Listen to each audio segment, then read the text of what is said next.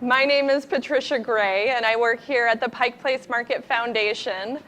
I got to know John actually outside of the market. I didn't have the pleasure of working with him here. And so as Mark hinted at a little bit earlier, I have some secrets to reveal. I knew John as my alter ego.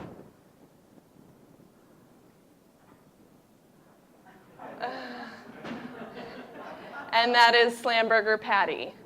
So that's my roller derby name. I skated for a total of 5 years, and 2 of those years I was with the Rat City Roller Girls here in Seattle. And I knew John by his alter ego.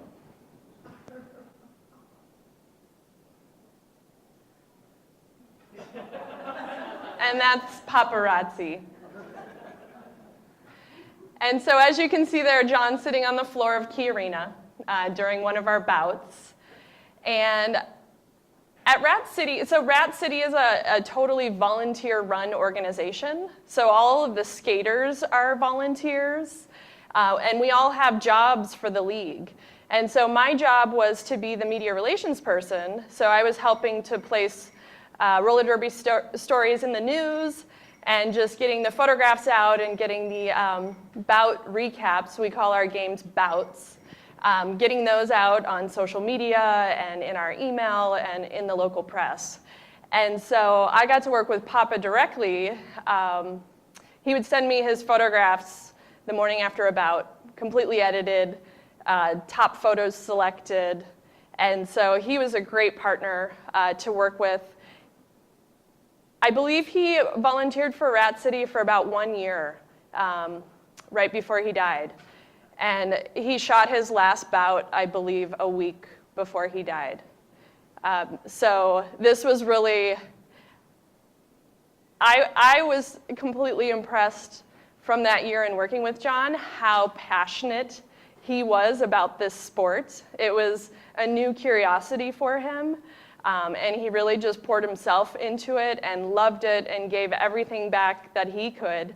Not only his time and his talents, but also really lifting other people up and getting people really excited about the sport, but also through his learning of the sport, just, constantly revealing his excitement about it and what he was learning and kind of being that fresh set of eyes that is always really refreshing when you're so embedded in something. So what I'm going to do for you is go through a series of his photographs that he took at Rat City. But I first want to start with the post that Rat City put up on their Facebook page when we learned about John's death. So this was on June 11th, 2014. We are saddened by the loss of our esteemed photographer, teacher, and friend, John Stamets. For the brief time we knew him as paparazzi, he was enamored through the lens to capture every angle of our sport. His unique commentary and vivid photography personified every aspect of our sport through his weekly Roller Loop blog.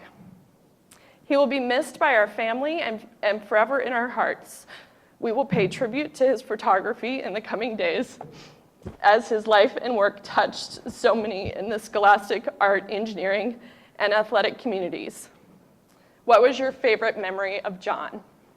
And so after this post, the roller derby community proceeded to comment. We received over 40 personal comments of everybody's favorite memories, and then 47 people from our league also shared it on their personal pages, honoring and remembering John. So really, he had a tremendous personal impact on our league. And as we go through some of the photographs, I'll also give you some of the commentary from the skaters about what they left. But first of all, I figured, how many people here have been to a modern day roller derby bout? Okay, a handful. So for those of you who aren't as familiar with roller derby, I thought I'd give you just a little bit of background because people have a lot of wild ideas about what roller derby is today. It is not the roller derby of the 1950s.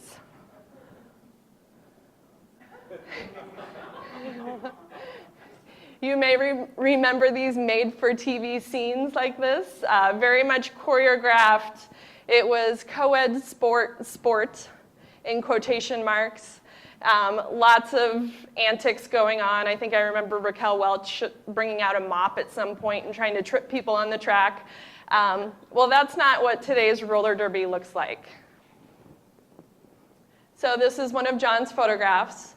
And as you can see, roller derby is a fast and hard-hitting sport. Rat City Roller Girls has the pleasure of playing at Key Arena, as well as they have a warehouse called the Rat's Nest up on Aurora in Shoreline today. And from what I understand, John was initially really interested in photographing this sport just because of capturing that movement and learning how to photograph that kind of fast action. But as you'll hear, he really also kind of got into the personalities and the people, which I think is so true, as you see in his photographs of the market. You know, it's not only about the colorful fruit and vegetables, it's the people behind the scenes. So this is a comment from a fellow photographer, and she's also the mother of 2 roller derby skaters. And she said, "John absolutely loved roller derby. He would boast that he didn't really understand the rules and the strategy, but was fascinated with the process of capturing movement, and somehow this sport was really exciting to him. He knew he couldn't speak to the rules, but thought apparel might be a way to show his newly found sport with others in emails he'd send to those he thought might be interested. This sport hit a chord that made him very happy. The photos he took of our daughters on skates took on a bit more meaning. Rat City has had some really great photographers over time, and John wasn't around long enough for everyone to know what was in our midst. But his photographs will speak for themselves as everyone discovers them. We should always take a moment to appreciate today, because we never know if tomorrow is guaranteed." That's a photograph of Mama Gitsum's daughter that she spoke of. And so back to what Rat City is today and roller derby worldwide. So it is an actual sport.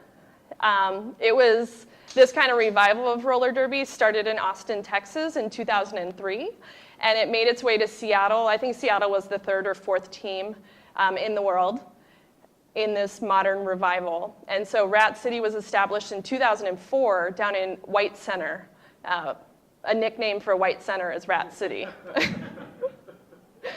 So so the league got started. Today it's $1 million organization, and like I said, it's all volunteer run by the skaters, the referees who are volunteers, as well as the photographers and everybody who really touches every aspect of the league. It's all volunteer run. So let me skip ahead to the next photo. This is a good one. So her name is Knee High Nightmare. And that's another fun thing about this sport, is everybody has their alter ego name. But I especially I went back through my emails with John, and he always had a lot of great commentary to add. And so I think this photo really adds to his comments here. In derby media, peak action photos are the favorites. However, in many such photos, the skaters' faces are so strained and stretched out that they look freakish. It can look even worse with flash photography. I like peak action photos too, but I select the ones where the skater is still recognizable as the person she is. Stress and strain can be expressed in the face, but without the face becoming unnaturally distorted. And so I think this was his example of that. Exactly. Yeah. He also spent $5,000 for a lens just to do it. Yeah. So he dedicated not only time and talent, but treasure. Yeah. Yep. And so, let's just continue through a few more. Let's see. So this photo, the skater in the center, her name is Rumblefist, and she was actually one of John's architecture students. And so John was really proud of his students who were also on the roller derby track. There was quite a few who were part of Rat City who also worked with John at school.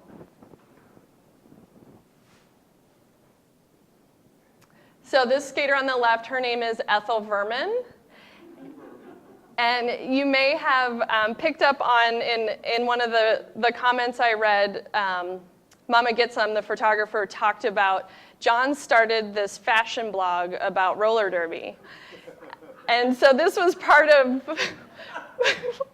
this is part of the body of work that I edited for John. And I'll never forget my favorite conversation with him about roller derby fashion. Had to do with jeggings and jorts, and what's the difference between jeggings and jorts. For those of you who don't know, jeggings are the very stretchy, kind of spandexy looking jeans. And then jorts became popular for a while in roller derby, and those are basically jean short jeggings, if that makes sense. But after Rat City posted about John on his Facebook page, they were asking for, what are your favorite memories of John? And so Ethel Verman here in the photo says, my favorite paparazzi quote from his blog, notice how tight the star cover fits on another skater's helmet in a different photo. Not so with the pivot cover on the helmet of Ethel Verman of the Throttle Rockets. What a mess. Did you look in the mirror, Ethel, before you left the bench? And so that's his just fun and humor, This is another photo. This is one of my teammates. So I was on the green team, and it's called the Derby Liberation Front. And that was one of my teammates. She broke her nose. And so rather than staying out of the game, she got a great face mask to actually protect her nose. And then, of course, she colored it in the, to kind of accent our uniforms. And then you might have noticed the shorts on the other girl. So her shorts say, "Suck it, wenches." And it says that because the blue team's name is Socket Wenches. So there's always fun little jabs going on, even though it is a sport. And by the way, it is up for possible consideration in the 2020 Olympics. So we really do hope to see roller derby in our next Olympics. This is a skater. Her name's Energizer Bunny. I love how you just see that the shallow depth of field, and she's skating very fast. And he's really got just a crisp, very clear, perfectly oriented photograph of that skater right there. And that skater in particular, she started as a teenager. So in addition to the adult women's leagues, there are now also junior roller derby leagues. So kids as early as 8 years old can start playing roller derby now. Is that league called Mouse? They're called the roller derby brats. This just kind of shows you. So roller derby, I like to explain a little bit as it's kind of like football on roller skates. It's a full contact sport, and rather than having a ball that you play with, it's actually that girl who's almost falling over. She's got a star on her helmet, and so that's how each team scores points, is they have to get that girl through all of her opponents and coming back around and lapping the opponents time and again. So every opponent you lap, you get a point. And so you can see how they literally pack up and they're all skating, and what's happening is she's actually trying to get out of there. And chances are, her name's Bambi, and knowing her balance and her abilities, she probably did not fall over in that scene. This is just a nice shot showing two of the jammers. So those are two of the point scorers taking off. And behind them, you see one of the referees. So the referees also skate circles with the skaters to kind of call out penalties, as well as this one is calling lead jam. Yeah, so they're both point scorers, but they're point scorers for the opposing teams, right? So one of the unique things about roller derby is offense and defense is happening at the exact same time. So you have opposing balls, right, from each team moving through the track. And so your team is trying to help your jammer, they're called jammers, while stopping the other jammer at the same time. Yeah, her name is Raquel Squelch. So a lot like Raquel Welch, but not quite. Okay, so those are all the photographs I have to show you, but I want to read a few more of the quotes I got. She's a brick house. She says, although his time with Rat City may have been short, his impact and love for this league was great. We are all better for knowing him and being able to not only see his point of view through his photos, but hear his passionate opinions as well.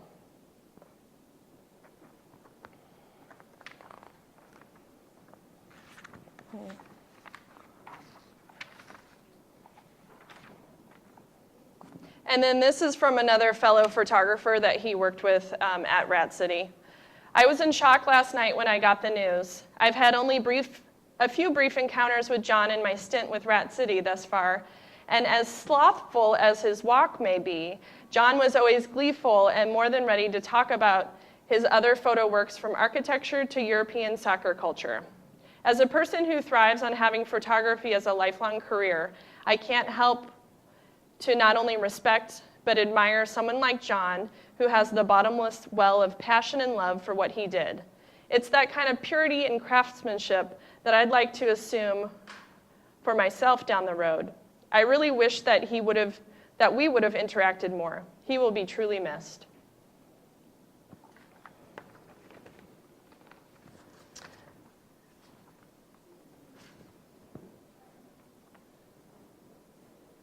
Okay.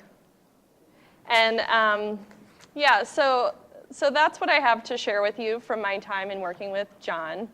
And I hope you can see, dating back to his photographs in the market all the way up to his last final photography passion in his life, just how much he gave to everything he did and how passionate and intensely dedicated he was to his craft and the people around him as well.